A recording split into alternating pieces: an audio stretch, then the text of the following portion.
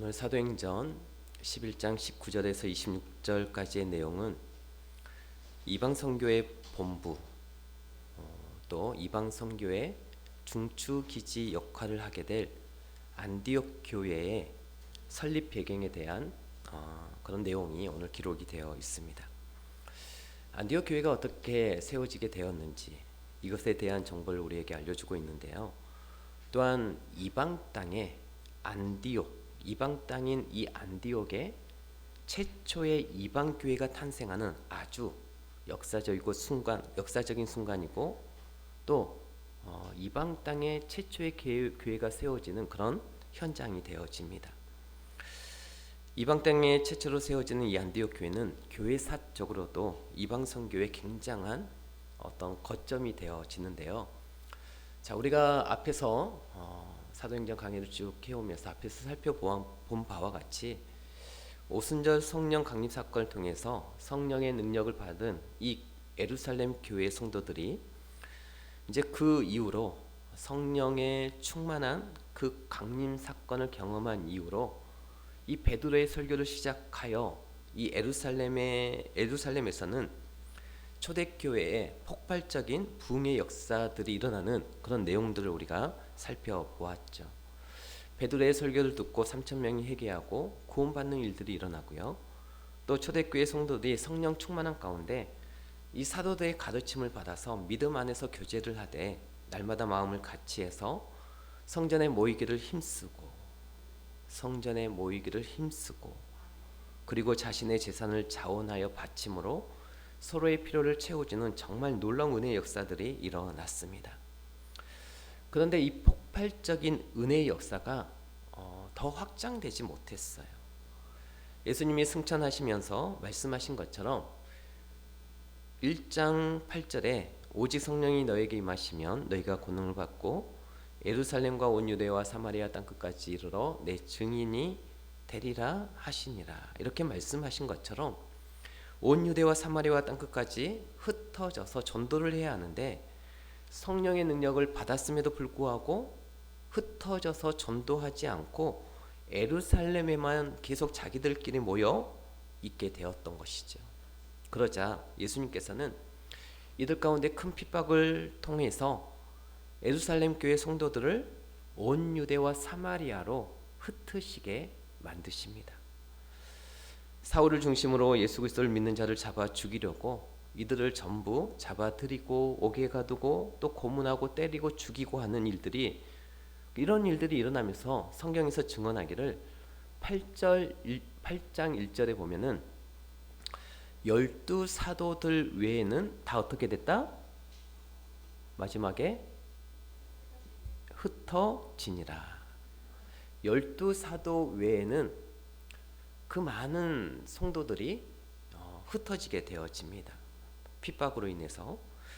그래서 이들이 돌아다니면서, 사실 돌아다녔다기보다는 도망다니면서 사마리아에도 가고 가이사랴에도 가게 되어지고, 아무튼 사방으로 흩어지게 되어지죠.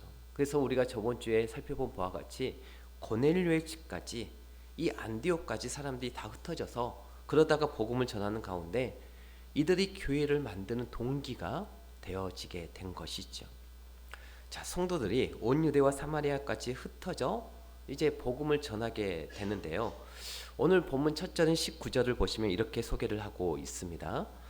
그때에 스데반의 일로 일어난 환란으로 말미암아 흩어진 자들이 베니게와 구브로와 안디옥까지 이르러 누구에게만 말씀을 전했다고 나오죠? 유대인에게만 말씀을 전하는데, 이렇게 나와 있습니다. 자, 이때의 상황, 지금 이 모습을 보면 유대인에게만, 안디옥까지 가서도 유대인들에게만 말씀을 전하고 있는 이 전도자들의 모습, 이 모습을 보고 있는 우리 주님의 마음을 우리 여기 계신 모든 분들이 한 번 정도 헤아려 봤으면 좋겠습니다. 이방인들이 사는 곳으로 너희들 이제는 그 이방인들에게 복음을 전하라고, 심지어 핍박을 통해서라도 안디옥까지 보내놨더니, 환란을 통해서 그렇게 흩어놨더니 거기 가서도 유대인들에게만 복음을 전하고 있는 거예요. 그럼 그 모습을 바라보고 있는 주님의 마음이 얼마나 답답하시겠습니까? 우리가 복음을 받은 자로서, 하나님을 믿는 자로서, 우리가 거듭났다라고, 또 우리가 구원을 받았다라고 믿는 자로서 우리가 그 복음을 전하지 아니하고 우리가 그 하나님을 증거하지 아니하는 삶을 살아갈 때 우리 주님의 마음이 얼마나 답답하시겠냐라는 거죠. 그런데요, 그 답답한 주님의 마음을 알아들었던 소수의 성도들이 있었습니다. 안디옥에서 유대인들이 아닌 헬라인들에게 말씀을 전하는 소수의 사람들이 드디어 나오게 된 것이죠. 주님께서는 이 소수의 전도를 통해서 엄청난 구원의 역사를 이루시는데요. 오늘 본문 20절, 21절에 나옵니다. 우리 한 목소리로 함께 같이 읽도록 하겠습니다. 그 중에 구브로와 구레네 몇 사람이 안디옥에 이르러 헬라인에게도 말하여 주 예수를 전파하니 주의 손이 그들과 함께 하심에 수많은 사람들이 믿고 주께 돌아오더라. 자, 흩어진 성도들, 흩어진 제자들이 안디옥까지 가서 유대인에게만 복음을 전할 때 그 중에 소수의 성도들이 드디어 이제는 이방인인 헬라인에게 복음을 전하기 시작했던 거예요. 어디든 그런 것 같아요. 소수의 사람들이 교회를 일으키고 교회를 세워 나아가는 것을 우리는 너무나 잘 알고 있지 않습니까? 마찬가지로 이 시대에 소수의 사람들이 복음을 전하기 시작한 거죠. 그러자 오늘 21절에 나와 있는 것처럼 주의 손이 그들과 함께 했다라고 하는 그런 표현이 나옵니다. 여기서 주의 손이 그들과 함께 했다라고 하는 말은 주님의 강한 능력이 그들의 복음 전하는 전도 현장 가운데 임했다라는 거예요.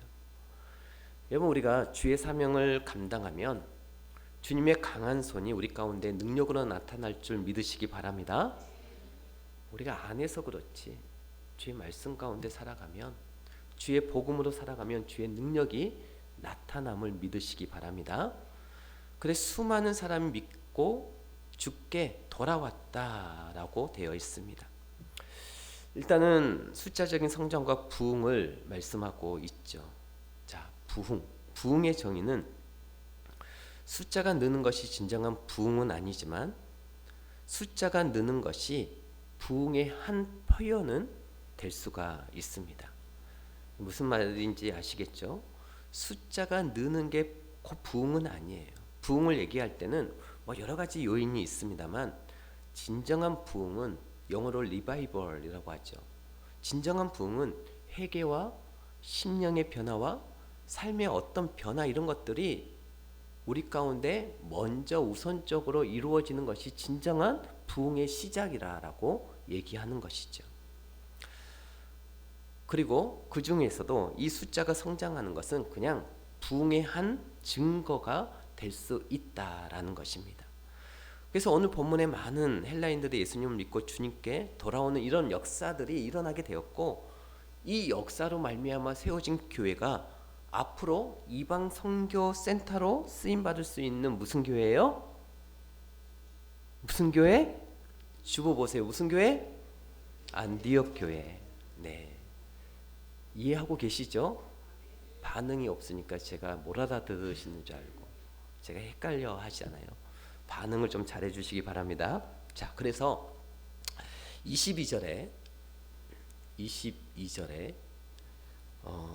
예루살렘 교회가 이 사람들의 소문을 듣고 이제 누구를 보냅니까? 네, 바나바를 안디옥까지 보냅니다. 자, 아까 제가 서론에 제가 이런 말씀을 드렸어요. 예루살렘에 핍박이 일어나자 12사도 외에는 다 뭐하였다고요? 흩어졌다 그랬어요. 그러면 예루살렘 교회는 누가 남아 있는 겁니까?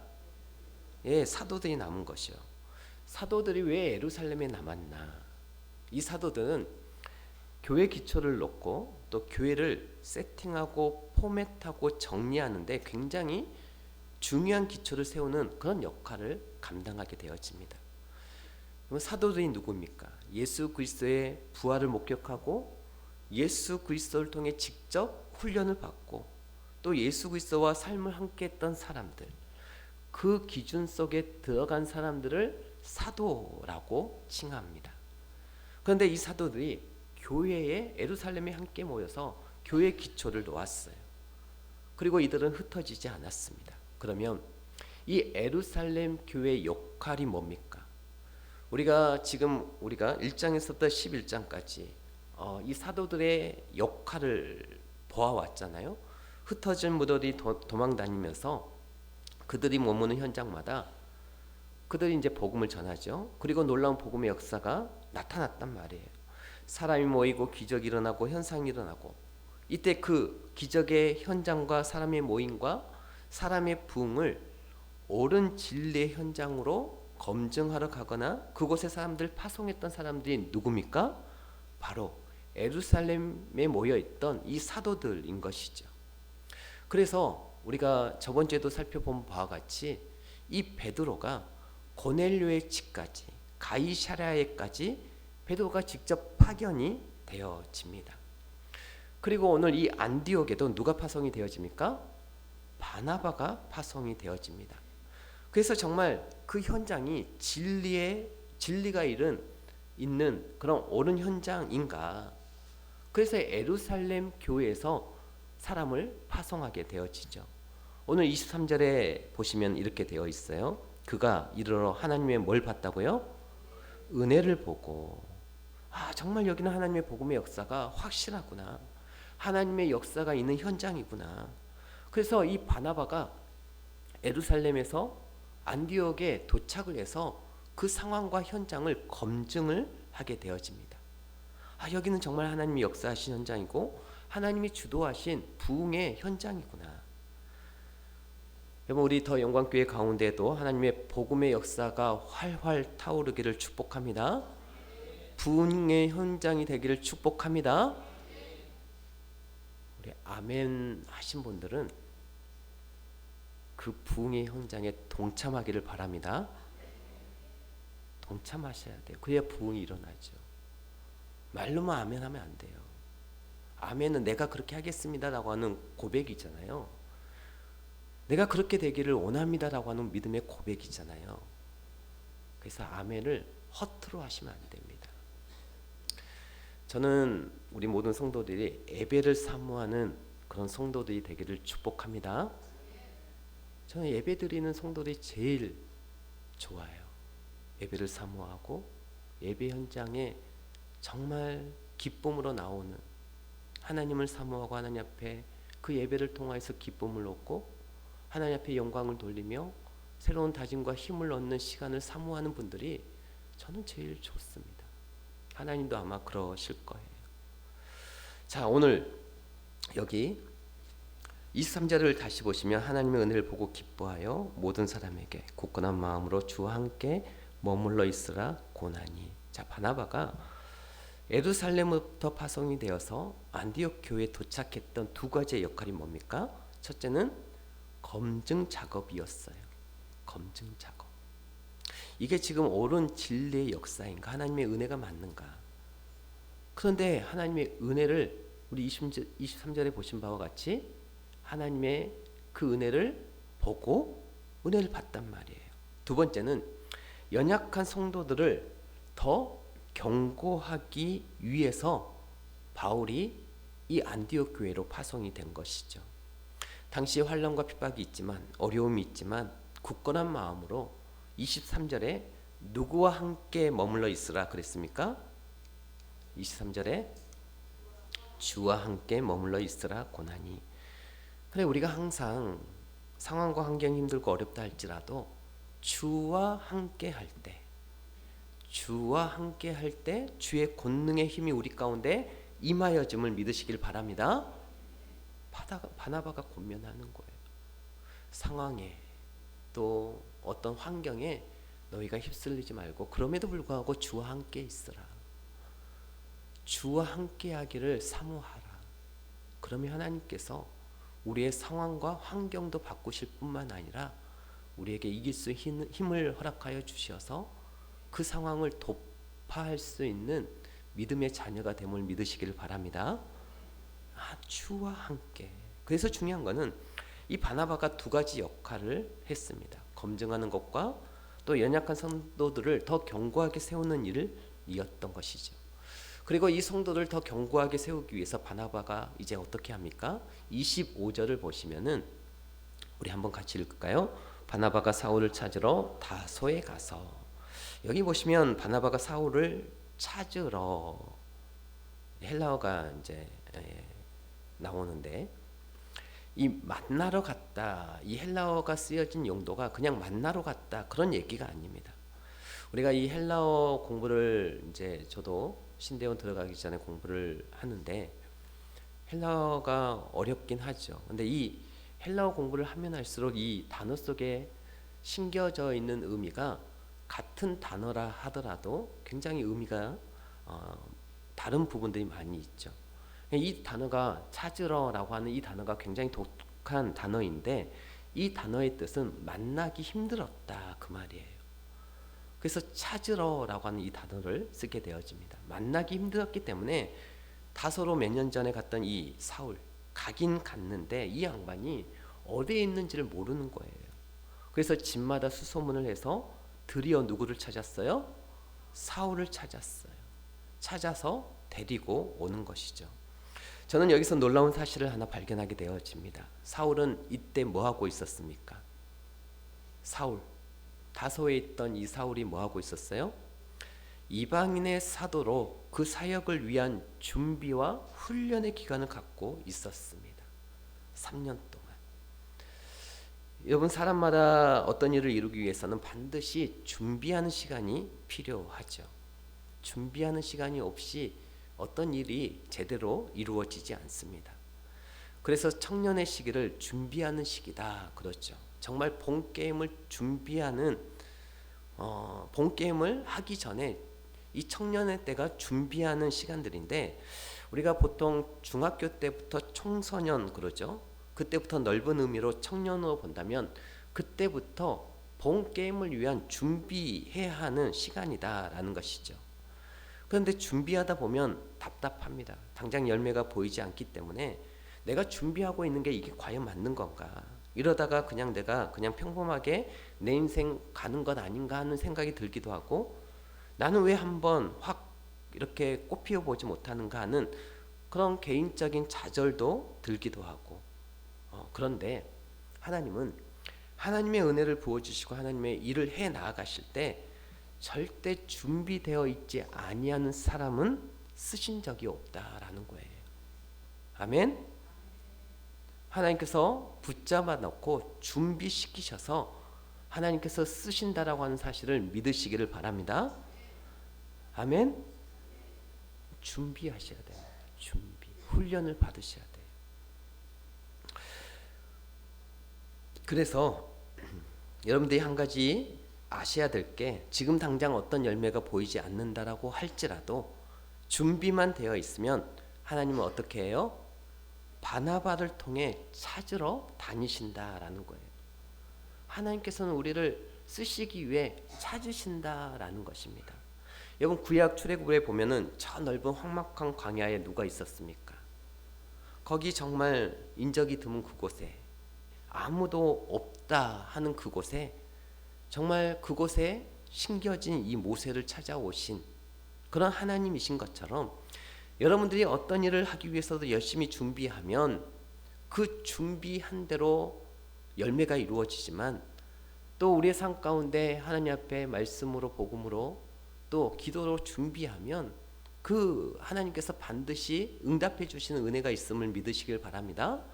우리가 전도해야 된다고 하잖아요. 전도를 위해서는 열심히 준비하시면 하나님께서 찾아오세요. 그리고 하나님께서 보내십니다. 찾아오셔서 반드시 하나님께서 들어 쓰신다라는 말입니다. 믿으십니까? 우리 교회에 참 이 전도의 열정을 가지신 분들이 있어요.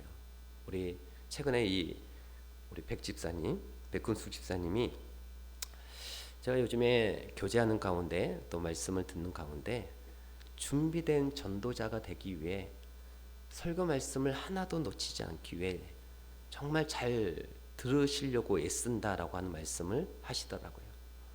토시 하나 놓치지 않기 위해서 메모하고 그것을 또 집에 가서 또 살펴보고 말씀을 마음에 새기고 그래야 사람들에게 뭔가라도 복음을 전할 수 있기에 그렇게 하신다라고 말씀하시는 것이 얼마나 귀한지 저는 우리 백집사님을 통해 우리 교회가 부흥할 줄 믿습니다.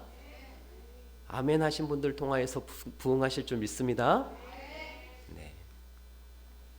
그래서 지금의 현실이 답답하고 생각처럼 잘 되지 않는다라고 할지라도 언젠가는 나를 찾아오실 그 하나님의 손길을 소망하면서 기대하면서 지금을 준비하는 그런 존귀한 주의 백성들이 되시기를 다시 한번 주의 이름으로 축복합니다.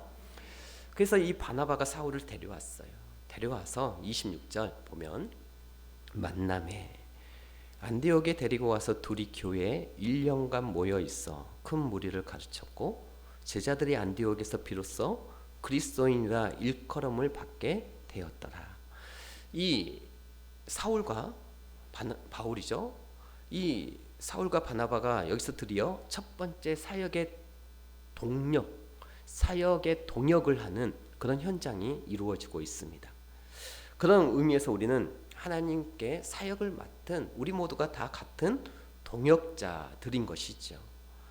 물론 행정적으로 책임은 제가 맡았지만 마지막 책임은 제가 지지만 사실은 어떤 의미에서 우리가 다 똑같은 동역자인 거예요. 똑같은 동역자예요. 그걸 여러분들이 절대 잊어서는 안 됩니다. 우리 모두가 서로가 동역자입니다.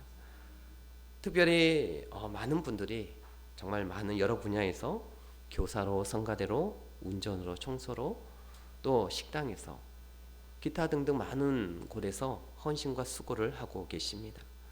그리고 그 헌신이 교회마다 다 필요합니다. 그래야지 온전히 세워갈 수 있는 것이죠. 어떤 한두 사람이 할 수 있는 게 아니에요. 특별히 제가 이렇게 요즘에 보니까 식당 봉사하는 분들 정말 참으로 수고를 많이 하고 계시고 있습니다. 교회마다 이 밥하는 게 보통 일이 아니잖아요. 그죠? 먹고 사는 일이 보통 일입니까? 교회마다 저도 이렇게 몇 교회 많은 교회를 다니지 않았지만 교회마다 밥하는 일이 보통이 아니에요. 그런데 기쁨으로 감사함으로 그 수고를 마다하지 않고 매번 헌신해 주시고 수고해 주시는 우리 권사님들 또 여러 봉사자들 우리 한번 박수 한번 할까요?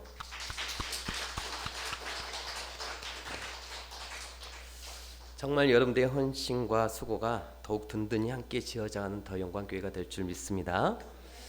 자, 우리 다시 성경을 보시면 안디옥에 이 사울을 이제 바나바가 데리고 와서 둘이 교회에서 1년간 모여서 큰 무리를 가르쳤고 그 다음에 나오는 말이 뭡니까?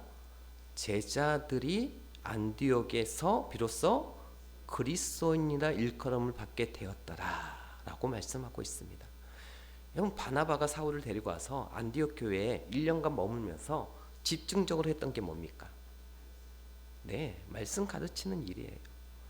저는 이제 후배들 만날 때도 또 우리 사역자들과도 이런 얘기를 정말 귀에 못이 박히도록 자주 하기도 하고 자주 듣기도 합니다. 그게 뭐냐면 여러분들도 좀 인지를 하고 계셔야 될 중요한 내용인데 여러분 하나님께서 저를 더 영광교회에 보낸 본래적 사명이 뭡니까? 가장 귀한 본래적 사명 뭐 여러 가지를 얘기할 수 있겠죠. 그 중에 제일 중요한 사역이 여러분들한테 친절히 하는 거, 여러분들에게 어떤 서비스하는 거, 이것도 다 포함되겠지만 그러나 그 어떤 것보다도 두 번째 자리를 양보할 수 없고 대신할 수 없는 사역이 있는데 이 첫 번째에 양보할 수 없는 그 사역이 있는데 그것은 여러분들에게 꼴을 먹이는 사역입니다. 말씀을 먹이는 사역이에요. 이거 안 하면 제 사명은 여기 서 있을 의미가 하등에 아무 의미가 없습니다. 가장 중요한 사역은 꼴을 먹이는 사역이에요. 여러분 의사가 병원에서 본래 그 존재하는 목적과 사역의 의미가 뭡니까? 환자가 들어오면 어서 오세요, 반갑습니다 이거예요? 이 의사는 그거 안 해도 돼요. 물론 친절하면 좋겠지만 그 친절함이 서툴러도 돼요. 그러나 의사는 정확한 지식을 가지고 환부에다가 메스를 정확히 드러내서 암덩어리를 잘라내고 꼬매고 수술하고 고치는 일이 이게 의사의 주된 임무이고 의사의 목적이란 말이죠. 어서 오세요. 이거는 간호사가 해도 되고요. 이거는 경비 아저씨가 해도 되고, 그런데 의사의 역할은 다르단 말이죠.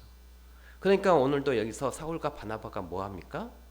와서 가르치는 겁니다. 가르치는 거. 그러니까 문제가 일어나는 교회 한복판에 보면은 이 우리가 이제 사역이라고 얘기를 했지만 사역의 가장 중요한 내용이 뭡니까? 자기에게 맡겨진 본분을 그 사역을 잘 감당하는 거예요. 목사는 목사로서, 장로는 장로로, 권사는 권사로, 집사는 집사로 정말 맡겨진 사역을 잘 감당하는 것이 하나님께서 우리 가운데 세우신 그 목적이란 말이죠. 제가 뭐 직접적으로는 잘 알지는 못하지만 많은 목회자들이 존경하는 목사님이 계십니다. 저도 존경하는 목사님이신데 같은 목사지만 목사들의 목사라고 불리우는 목사님이 계시는데 그분이 누군가 하면 이제 고인이 되신 옥하는 목사님이세요. 이 목사님이 이제 목사들에게 이렇게 모이게 되면 이 세포에 백이도록 말씀하시는 게 뭐였느냐면 목사의 리더십은 또 목사의 권위는 강대상에서부터 시작이 된다라고 하는 것을 자주 말씀하십니다. 밑에 내려가서 아무리 잘해도 강대상에서부터의 이 리더십이 시작되지 아니한 목회자는 성공할 가능성이 거의 없다. 이걸 목사들 놓고 강의할 때마다 얘기하세요. 그리고 항상 두 가지를 얘기해 주시더라고요. 열심히 기도하고 목숨 걸고 말씀을 준비해라. 그런데 그분은 정말 목숨 걸고 말씀을 준비하세요. 이 가까이에 있는 운정에 있는 베들교회 박강성 목사님도 늘 그런 얘기를 하세요. 설교의 목숨을 걸어라. 그래 오커는 목사님은 이제 성격도 이제 우울질인데다가 이 설교에 대해서 늘 중요하게 생각하다 보니까 이 설교의 대가이신 이분도 늘 스트레스를 받는다라고 그래요. 설교에 대한 스트레스가 굉장하다라고 그렇게 말씀하십니다. 그리고 이제 이 엄 목사님이 은퇴하시고 나서 엄 목사님을 비웠던 사람들이 하는 얘기가 은퇴하시고 나시니까 얼굴이 뽀얘지셨다라고 하는 얘기를 해요. 아니 목사님 얼굴이 왜 이렇게 혈색이 좋아지셨어요? 라고 이렇게 묻자 목사님이 말씀하시기를 야 설교에 대한 스트레스가 없으니까 살 것 같다. 그렇게 말씀하셨다는 얘기를 제가 들은 적이 있습니다. 사실 저도 이 설교 스트레스 무지하게 많이 받습니다. 그래서 여러분들이 정말 저를 위해서 기도해 주셔야 됩니다. 말씀을 사모하는 마음들이 있으신 분들이 기도하더라고요. 보니까 목사님을 위해서 기도하고 말씀에 간절한 마음이 있으신 분들이 그 말씀의 소중함을 아는 분들이 기도하는 것을 보게 되어집니다. 말씀을 사모하는 여러분들이 되시기를 주의 이름으로 축복합니다. 그리고 제가 거의 20년 전에 이 오 목사님께서 하시는 칼 세미나라고 하는 그 세미나에 참석한 적이 있었습니다. 이 세미나는 제자 훈련 세미나이거든요. 우리 한때 한국교회 돌풍을 일으켰던 칼 세미나. 근데 이 칼 세미나를 제가 이제 참석할 즈음에 우리나라에서 정말 흥행했던 영화 하나가 있었는데 정말 영화의 기록을 새로 쓰고 있는 그런 영화가 있었는데 그때 당시 나왔던 영화가 웰컴 투 동막골이라는 영화가 있었어요. 보셨나요? 아주 유명한 영화니까 다 보셨을 것 같아요. 안 보셨어요? 영화를 좀 보십시오. 그런 유명한 영화는 보셔야 합니다. 당시 영화를 보면서 제가 인상 깊었던 것이 뭐였냐면 이 옥 목사님이 하셨던 말씀과 이 오버랩 되어지는데 이 동막골이라고 하는 말이 무슨 뜻인가 하면 아이 동자에 그리고 막이라고 하는 말은 아이들이 막 자라라 그런 뜻이거든요. 그러니까 얼마나 동막 참 이름이 이쁘잖아요. 그러니까 그 6.25 배경에서 만들어진 그런 영화인데 6.25 때는 실제로 이 강원도 심산유고 그런 사람들이 오지 않는 그런 데에는 전쟁이 일어난지도 모르는 그런 마을이 꽤 있었답니다.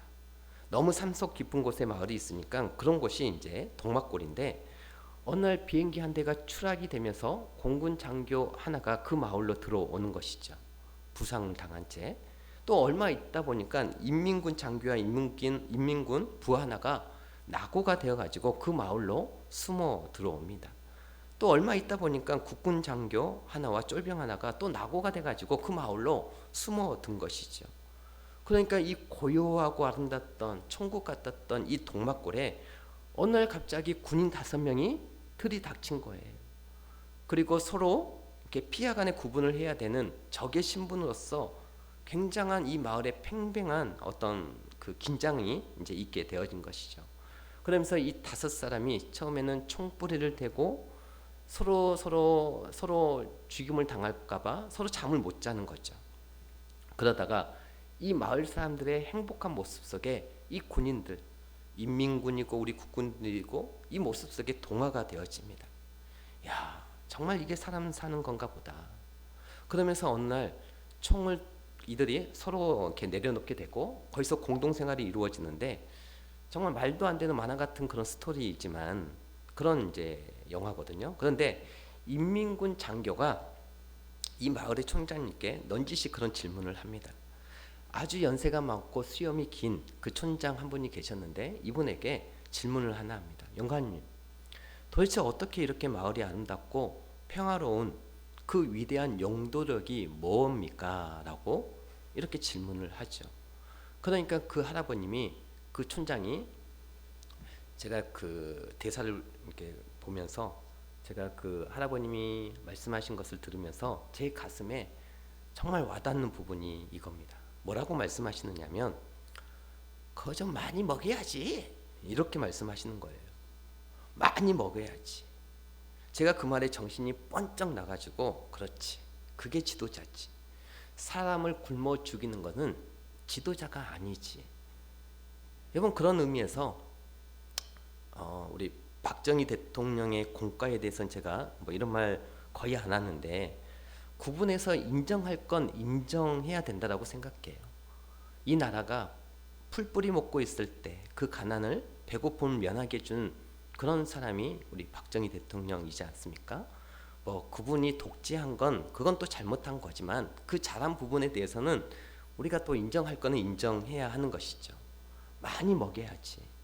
그러니까 교회 생리도 마찬가지예요. 영적으로 기갈이 있고 배가 고프면 교회가 싸움이 나는 거예요. 우리가 집에서도 애들 길러보면 이 아이들이 이 애들이 배가 고프면 어떡합니까? 막 괜히 짜증을 내고 그러나 뭔가 입에 간식이라고 넣어줘야 조용해지고 그러지 않습니까? 일단 먹여야 돼. 일단은. 저도 그런 마음이 드는 거예요. 영적으로 정말 잘 먹여야지 마음으로 그런 마음이 생기면서 늘 이 강단에 설 때마다 정말 풍성한 꼴을 먹여야지. 여러분, 풍성한 꼴을 먹일 수 있는 목회자가 될 수 있기를 기도해 주시기 바랍니다.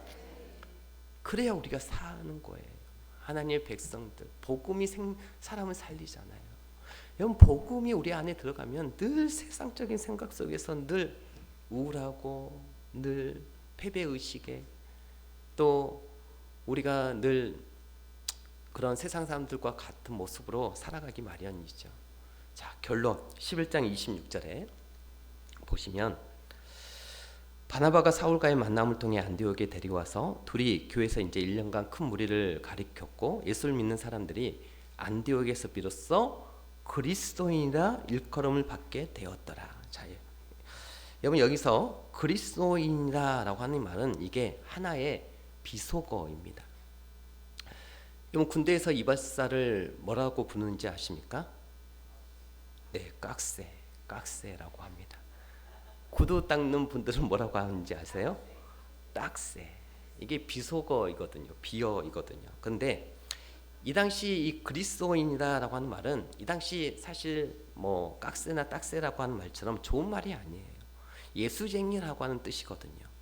쟁이라고 하는 이 논리는 그런 비어입니다.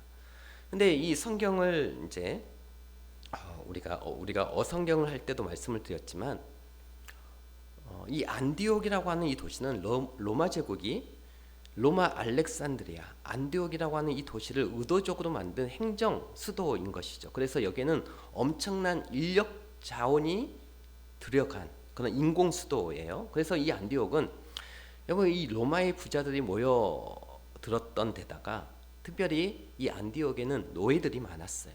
전쟁에서 잡아온 노예들이 이 도시를 만들다시피 했거든요. 그러니까 인구 분포가 어느 정도였는가 하면 30%가 본래 시민이고 70%가 노예들입니다. 그러니까 이 도시 시스템이 노동력은 이 노예들이 다 움직이는 거예요. 그러면 주인들은 뭐 하고 있었겠습니까? 뭐 할까요? 주인들은 남는 게 두 가지가 있는데 돈하고 시간이 남아요. 자, 그러면 물어봅시다. 사람이 돈 있고 시간이 남으면 뭐 할까요? 네, 할 게 죄 짓는 것밖에 없습니다. 더구나 이 안디옥이라고 하는 이 도시는 이 님프라고 하는 요정을 섬기고 있었고 바쿠스라고 하는 신을 섬기고 있었어요. 이 바쿠스, 오늘날 우리나라에는 이 바카스로 기억되고 있습니다만 전부 성에 관한 이 성적인 거에 관한 신화의 배경을 가진 그런 신화적인 요소들이거든요. 그러니까 말할 수 없는 타락이 일상화된 음란화된 그런 문화이고 그런 도시였던 것이죠. 성경에 언급된 이 도시의 역사가 거의 그랬고 또 이들은 얼마나 더러운 짓을 많이 했는지 그 당시의 문헌을 읽어보면 지금 들어도 아이고 설마 그렇게까지 했으리라고 할 정도로 오만한 더러운 짓을 했던 그런 시대였습니다. 그걸 날마다 일상처럼 살고 있는 도시의 사람들이죠. 그런데 그 속에 복음이 들어가서 복음의 능력으로 사람들이 말씀의 교육을 통해서 바뀌기 시작한 것이죠. 그리고 이 바뀌어가는 사람들, 그래서 이 바뀌어간 이 안디옥 사람들을 뭐라고 불렀다고요? 그리스도인, 예수쟁이들. 저들은 사는 원리가 다르고 기준이 다르더라. 어쩌면 비웃는 소리입니다. 여러분, 그러나 오늘날 아무리 세상이 바뀌고 변했다 할지라도 오늘도 저와 여러분들이 이와 같은 재현이 이 금촌에도 우리 교회 가운데도 여러분들이 사는 현장 가운데서 일어나야 된다라고 저는 믿습니다. 여러분, 신앙이 있다라고 하는 것은 변화가 있다라고 하는 말과 같습니다. 저는 목회를 하면서 성도들이 신앙생활을 하면서 변화되었다라고 하는 말을 들으면 얼마나 기쁜지 몰라요. 하나님은 정말 흐뭇해 하실 것 같아요. 그것은 곧 말씀으로 인한 변화거든요. 여러분, 그래서 교회는 하나님 중심이어야 됩니다. 그래서 말씀 중심이어야 되고 그래서 예수 그리스도의 중심이어야 돼요. 우리가 사람이 어떤 인식을 가지고 있느냐에 따라서 그 인식대로 움직이게 되어 있습니다. 하나님의 임재가 있는 그곳에 하나님의 역사가 일어날 줄 믿습니다. 하나님의 인식이 있는 곳에 하나님의 놀라운 회복이 일어날 줄 믿습니다. 하나님의 임재를 경험하는 우리 모두가 되시기를 축복합니다. 그러므로 우리 가운데 하나님의 놀라운 그 은혜가 정말 우리 가운데 믿음으로 말씀으로 서가는 여러분들이 되시길 바랍니다. 믿음으로 하나님의 임재를 바라보고 경험하여서 하나님 말씀으로 나를 고쳐주십시오. 하나님 나를 새롭게 해주십시오. 나의 생각도 나의 마음도 나의 언어도 나의 삶도 하나님께서 책임져 주시기를 원합니다. 하나님께 우리의 인생을 맡기는 저와 여러분들이 되시기를 주의 이름으로 축복합니다.